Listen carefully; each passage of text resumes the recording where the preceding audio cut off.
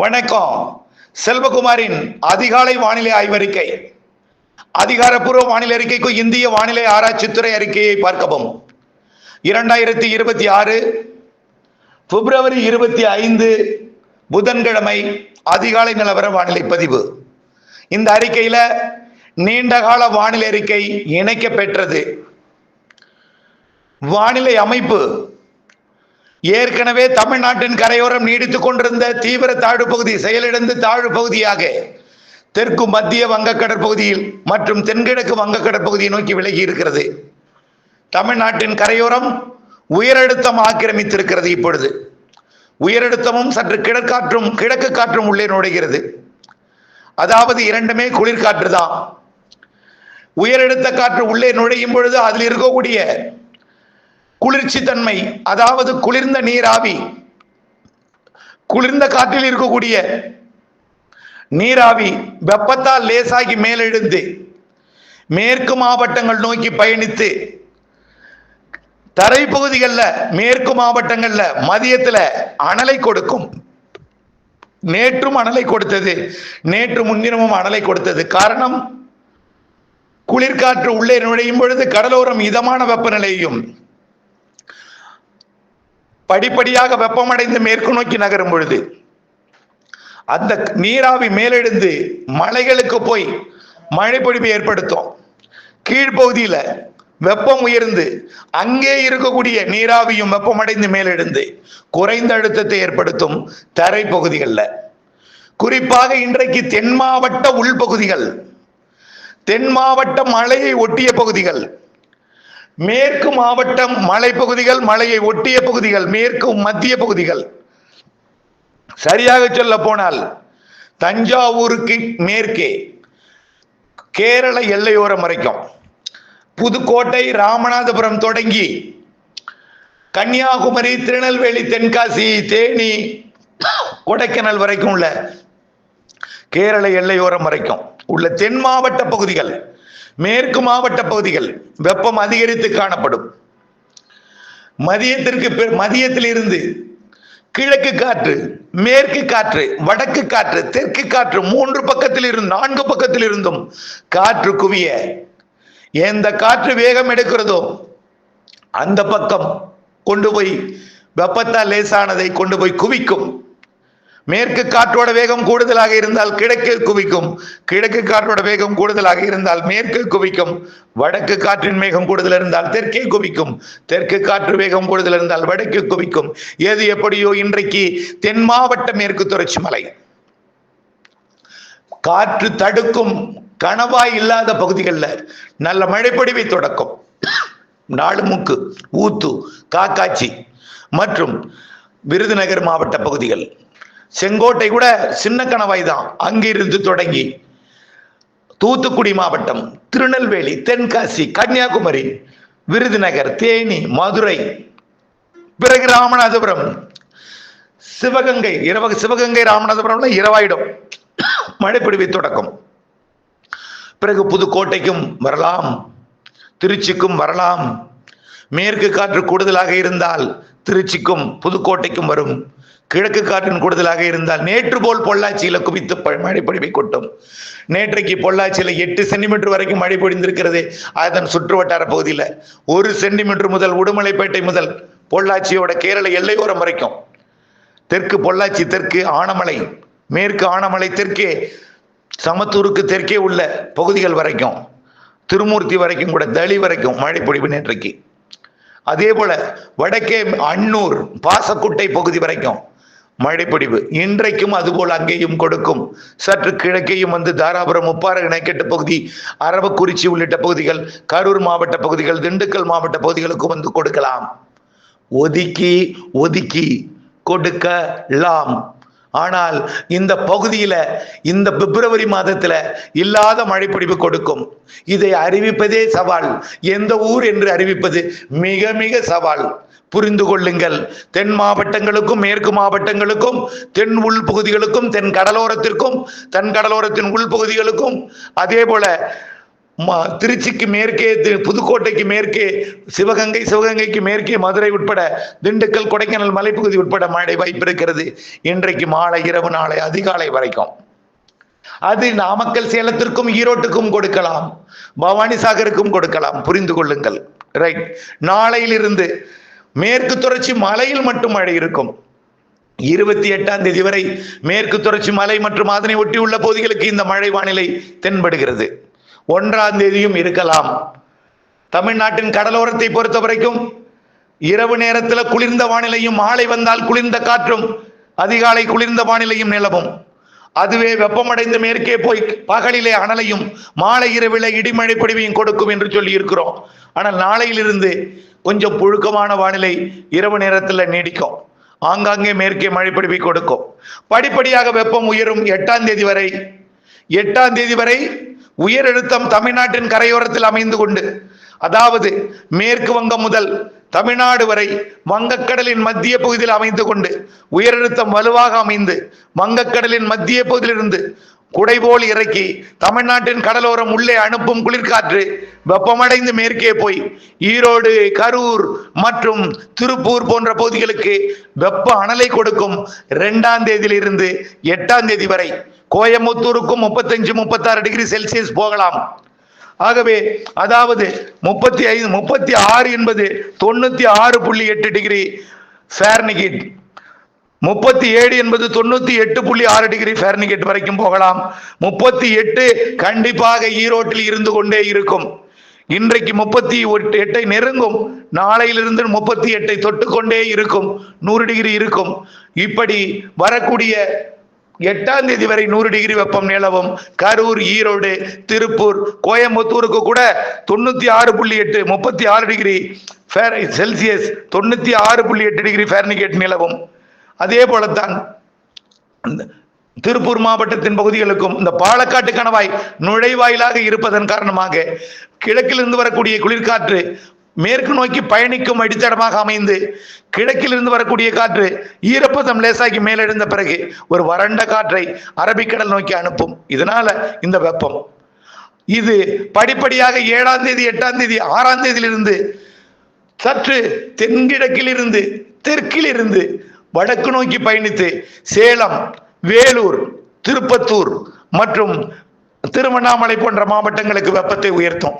ஆக வரக்கூடிய 2ஆம் தேதியிலிருந்து 8ஆம் தேதி வரை தமிழ்நாட்டின் வெப்பம் கொஞ்சம் உயர்ந்திருக்கும். இரவு நேரம் அப்படியே தலைகீழாக இருக்கும். இரவு நேரம் 24, பகல் நேரம் 34 அப்படி இருக்கும். இரவு நேரம் 21, 22 சில இடத்துல இருக்கும். அப்படியே பகல்ல 35க்கு போகும். ஆக 10 டிகிரி செல்சியஸ்லயே வேறுபடும் இரவுக்கும் பகலுக்கும். அதுதான் உயரழுத்தத்தின் தாக்கம் தான். உயரழுத்தம் பகலிலே இருக்கும் பொழுது வெப்பமடைந்து மேலெழும். இரவு நேரத்தில் குளிர்ந்த வானிலையை கொடுக்கும். சூரியன் இல்லாத பொழுது, வெப்பம் இல்லாத பொழுது. ஆகவே ஒரே உயரழுத்தம் தான். காற்று வெப்பமடைந்து மேலெழுந்து விட்டால் அது அனலை கொடுக்கும். இரவு நேரத்தில் வெப்பம் இல்லாத காரணத்தினால குளிரை கொடுக்கும். அந்த வானிலை வரக்கூடிய 2ஆம் தேதியிலிருந்து 8ஆம் தேதி வரை நடைபெற போகிறது. இன்றைக்கு மேற்கும் தெற்கும் மழை. திருச்சி, புதுக்கோட்டை, திண்டுக்கல் வரைக்கும், சரி திருச்சி, புதுக்கோட்டை, சிவகங்கை வரைக்கும் அந்த மழை கிடைக்கும். ராமநாதபுரத்திற்கும் அதற்கு தெற்கே மேற்கே மழை இருக்கும். ஒதுக்கி ஒதுக்கி ஆங்காங்கே. 8ஆம் தேதிக்கு பிறகு பசிபிக் பெருங்கடலில் இருந்து வரக்கூடிய அடுத்தடுத்த 2 நிகழ்வுகள் வங்கக்கடலுக்கு வர இருக்கிறது. 8ஆம் தேதியிலிருந்து 15ஆம் தேதிக்குள் ஒரு நிகழ்வும், 15ஆம் தேதியிலிருந்து 20ஆம் தேதிக்குள் ஒரு நிகழ்வும், அடுத்தடுத்த 2 நிகழ்வுகள் வந்து மழை பொழிவை தர இருக்கிறது. அப்பொழுது போராடி உயரழுத்தத்தை வடக்கு நோக்கி தள்ளும். முதலில் வரக்கூடிய நிகழ்வு போராடி தள்ளுமா என்ற ஒரு கேள்விக்குறி இருக்கிறது.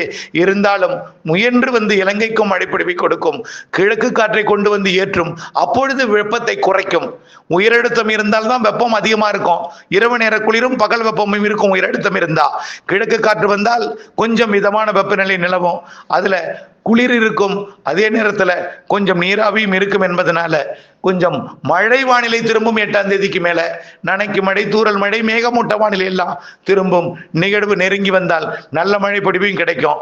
இது நீண்ட கால ஆய்வறிக்கையின் கணிப்பு. அப்டேட்ஸோட இணைந்திருந்து புரிந்து உணர்ந்து செயல்பட வேண்டும் என்பதற்கான அறிக்கை இது. 15ஆம் தேதியிலிருந்து 20ஆம் தேதி வரை அந்த நிகழ்வு வலுவாக வரலாம், ஒன்றிணைந்து வரலாம் என்று எதிர்பார்க்கப்படுகிறது. ஆகவே 10ஆம் தேதியிலிருந்து 20ஆம் தேதிக்குள் மழை வானிலை இருக்கிறது, வாய்ப்பு இருக்கிறது என்பதை தெரியப்படுத்த விரும்புகிறேன். அடுத்தபடியாக வரக்கூடிய மார்ச் இறுதியில கொஞ்சம் வெப்பம் உயரும். 21 மார்ச்சுக்கு பிறகு வெப்பம், அதாவது சூரியன் குத்துக்கதிர் குமரி கடலில் இருந்து குமரி முனையை நோக்கி நகர தொடங்கும். மார்ச் 21 நிலநடுக்கோட்டு இந்திய பெருங்கடலுக்கு வரும். அப்படியே குமரிக்கு முனையை நோக்கி வரும் பொழுது வெப்பம் உயரும். பிறகு அப்படியே திருநெல்வேலி பாளையங்கோட்டையில வெப்பம் உயரும். படிப்படியா தமிழ்நாட்டுக்கு வெப்பம் உயர்ந்தாலும் வங்கக்கடலிலே நிகழ்வு உருவாகி நெருங்கி வரும் வரை வெப்பம் உயர்ந்திருக்கும். அப்படியே உயர்ந்திருந்தாலும் சராசரி வெயில் இருக்கும். அதாவது 104 டிகிரி ஃபாரன்ஹீட் வரைக்கும் போகும். இப்ப 100 டிகிரி சொல்லியிருக்கிறோம். வரக்கூடிய 101 கூட போகலாம். எங்கன்னா ஈரோடு மட்டும், ஈரோடு மற்றும் கரூர், பரமத்தி வேலூர் இதெல்லாம் 101 போகலாம். முதல் வாரத்துல, மார்ச் முதல் வாரத்துல. 2வது வாரத்துல கிழக்கு காற்று வந்து கொஞ்சம் தணிக்கும். 3வது வாரத்துல நிகழ்வு வந்து தணிக்கும். 4வது வாரத்துல கொஞ்சம் உயரும். மார்ச் 4வது வாரத்துல. ஏப்ரல் மேல அவ்வப்பொழுது உயரும், அவ்வப்பொழுது தனியும். நிகழ்வு வந்து மழைப்பிடிப்பை தரும். நிகழ்வு இல்லாத பொழுது உயர்ந்திருக்கும். நிகழ்வு நெருங்கி வரும் பொழுது கூட வெப்பத்தை கொடுக்கும். காரணம், கடலில் இருந்து கொண்டு வெப்பமான பகுதியில் இருந்து காற்றை ஈர்த்தால் வரக்கூடிய வழித்தடம் வெப்பக்காற்று வழித்தடமாக இருந்தால் வெப்பம் அதிகமாக இருக்கும். குளிர்காற்று நுழைந்து பயணிக்கும் இடமாக இருந்தால் குளிர்ந்த சீதோஷ நிலவும். எல்லாம் கலந்த வானிலை தமிழ்நாட்டுக்கு இருக்கும். ஏப்ரல் மேல நிகழ்வு இருக்கு. குறைந்தபட்சம் மாதத்திற்கு ஒரு நிகழ்வு இருக்கு ஏப்ரல்ல மேலையும். அரபிக்கடல் வெப்பம் உயர்ந்து கொண்டிருக்கு. வங்கக்கடல் வெப்பம் மெல்ல உயர்கிறது. அரபிக்கடல் வெப்பம் வேகமாக உயர்கிறது. அதன் காரணமா அரபிக்கடலிலே நிகழ்வு தென்மேற்கு பருவமழை காலத்துல முன்கூட்டியே தொடங்கும். அதே போல பசிபிக் பெருங்கடல் வெப்பம், அதாவது நீரோட்டம் ஆசிய பக்கம் குவித்துக் கொண்டிருந்தது, இப்பொழுது சற்று வட்டம் அடிக்கிறது. இதன் காரணமாக நடுநிலையாக மாறலாமே தவிர ஆசியா வெப்பம் குறையாது. ஆகவே உடனடியாக எல்னினோ வருவதற்கு வாய்ப்பில்லை. லானினா தான் தொடரும். லானினா நடுநிலையாகத்தான் இருக்கலாமே தவிர எல்னினோவிற்கு இப்பொழுதைக்கு வாய்ப்பில்லை. ஆக மழைப்பொழிவு பற்றாக்குறை ஏற்படும், தென்மேற்கு பருவமழை பற்றாக்குறை ஏற்படும் என்கின்ற சந்தேகம் வேண்டாம்.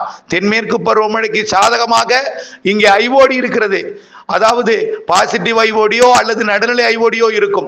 இப்பொழுது வரைக்கும் சுமத்ரா தீவு பக்கம் 30 டிகிரியும் 29 டிகிரியும், சோமாலிய பக்கம் 29 டிகிரியும் இருக்கு. சற்று சுமத்ரா தீவு பக்கம் வெப்பம் உயர்ந்திருக்கிற காரணத்தினால்தான் நிகழ்வுக்கு சாதகமாக இருக்கிறது. பிறகு படிப்படியாக அரபிக்கடலுக்கு தெற்கு புறம் இருந்து தென்மேற்கு பருவமழையை தீவிரப்படுத்தும். நல்ல மழைப்பொழிவு தென்மேற்கு பருவமழை நிகழ்வுகளால் மழைப்பொழிவு கொடுக்கும். இருந்தாலும் வங்கக்கடலிலும் படிப்படியாக வெப்பம் உயரும். இந்த ஆண்டு வைகாசி மாத காற்று தாமதமாக தொடங்கலாம் என்று எதிர்பார்க்கப்படுகிறது. காரணம், வங்கக்கடலின் வடக்கு பகுதியில் உருவாகக்கூடிய நிகழ்வு தாமதமடையும். வெப்பம் அரபிக்கடலில் தான் வேகமாக உயர்கிற காரணத்தினாலே அரபிக்கடல் பக்கம் தீவிரமடைந்து கேரள கர்நாடக பக்கத்துல நிகழ்வுகளால் மழைப்பொழிவு தென்மேற்கு பருவமழை பொழிவு எல்லாம் கொடுக்கும் என்பதை நினைவுபடுத்த விரும்புகிறேன். ஆகவே இந்த ஆண்டு பசிபிக் பெருங்கடல்ல லானினா அல்லது நடுநிலைத்தான் இருக்கும். ஆகவே உடனடியாக அது எல்னினோவுக்கு போகாது என்றுதான் சொல்லிக் கொண்டிருக்கிறோம். நீரோட்டம் அப்படித்தான் இருக்கிறது.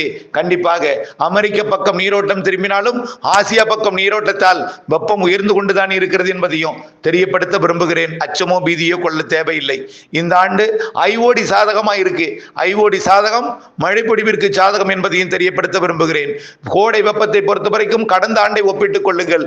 முன்கூட்டியே தொடங்கும் தென்மேற்கு பருவமழை மே இறுதி வாரத்திலேயே தொடங்கும் நிகழ்வு அரபிக்கடலில் தொடங்கும். இவையெல்லாம் வானிலை மழைக்கு சாதகம் இருக்கிறது. வெயிலும் இருக்கும். கோடை என்றால் வெயில் இல்லாமல் இருக்காது. சூரியன் குத்துக்கதிர் மார்ச் 21க்கு வந்து ஜூன் 21 வட இந்திய பகுதிக்கு போகும் பொழுது வெயில் இருக்கத்தான் செய்யும். ஆகவே கோடை என்பது இருக்கத்தான் செய்யும். அது குளிர்சாதன அறையில் இருப்பவர்களுக்கு மிக அதிகமாக சுட்டரிக்கும். பழகி போனவர்களுக்கு கடந்த ஆண்டையெல்லாம், கடந்த பல ஆண்டுகளை எல்லாம் அனல் மாற்றெல்லாம் 110 டிகிரி எல்லாம் போனதெல்லாம் ஒப்பிட்டு பார்த்தால் அது வேறுபாடு தெரியாது. ஆனால் இப்பொழுது நேற்று அடித்த வெயிலே இப்பொழுதே இப்படி மிக கடுமையாக இருக்கும் போல தெரிகிறது என்று அச்சப்படுகிறீர்கள். இருக்கும் தான். 100 டிகிரி நேற்று என்றால் நேற்றைக்கு டெல்டாவில் 100 கிடையாது. நல்லா புரிஞ்சுக்கணும். நேற்றைக்கு டெல்டாவுனா சாதாரண 34, 35 தான், 95 டிகிரி ஃபாரன்ஹீட் தான்.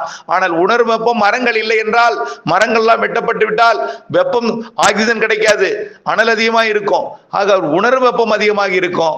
ஆகவே வெப்பத்தை பொறுத்த வரைக்கும் நேற்றைக்கு 95 டிகிரி தான். உள்ளே போக போக திருச்சியை தாண்டும் பொழுது கொஞ்சம் 36, 37 டிகிரி போகிறது. ஆனால் அதுவும் ஈரோடு போனதுக்கு அப்புறம் தான், ஈரோட்ல தான் அதிகம். இப்படி படிப்படியாக கொஞ்சம் வெப்பம் உயர்ந்தாலும் 8ஆம் தேதிக்கு பிறகு வெப்பம் கொஞ்சம் குறையும். ஏப்ரல் வெப்பநிலையில வெப்பம் அதிகரித்தாலும் நிகழ்வு இருக்கிறது என்பதை தெரியப்படுத்த விரும்புகிறேன். நிகழ்வு வரும்பொழுது வெப்பம் தனியும், நிகழ்வு இல்லாத பொழுது வெப்பம் உயர்ந்திருக்கும். இருந்தாலும் அது 104 டிகிரிக்கு மேல் அதிகபட்ச வெப்பநிலை தமிழ்நாட்டில் பதிவாவது போகாது. போனாலும் ஏதாவது ஒரு நாள் 105க்கு போகலாம், அதை தாண்டாது என்பதை தெரியப்படுத்த விரும்புகிறேன். தொடர்ந்து இந்த வெயில் உங்களுக்கு உணர்தல் அதிகமாக இருக்கும். ஒப்பிட்டு பார்த்து பழைய நிலைமையில பல வெப்ப அனல் காற்று காலம்லாம் ஒப்பிட்டு பார்க்கும் பொழுது இது குறைவு, அந்த அளவுக்கு இருக்காது என்பதான் சொல்கிறேன். புரிந்து கொள்ளுங்கள், இணைந்திருங்கள். ஆகவே எந்த அறிக்கையும் புரிந்து கொள்ள வேண்டும். அறுவடை விவசாயிகளுக்கு ஒரு அறிக்கை கொடுப்பது என்றால் அவர்களுக்கு நன்மைக்காகத்தான். முதிர்ந்த நெல் தானியங்களை அறுவடை செய்யாமல் விட்டு விடுவார்கள் என்பதற்கு எச்சரிக்கை கொடுக்கும் பொழுது தேவையில்லாத பணிகளை முன்னெச்சரிக்கை எடுக்கிறார்கள். இதுதான் எப்பொழுதும் எனக்கும் பிரச்சனையாக இருக்கிறது. தயவு செய்து புரிந்து கொள்ளுங்கள், அப்டேட்ஸோட இணைந்திருங்கள், புரிந்துணருங்கள். நன்றி. விசுவாசத்துடன் மனிதநேயத்துடனும் உயிர்களிடத்திலும் அன்பையும் கொண்டிருங்கள் என்று அன்போடு கேட்டுக்கொள்கிறேன். நன்றி.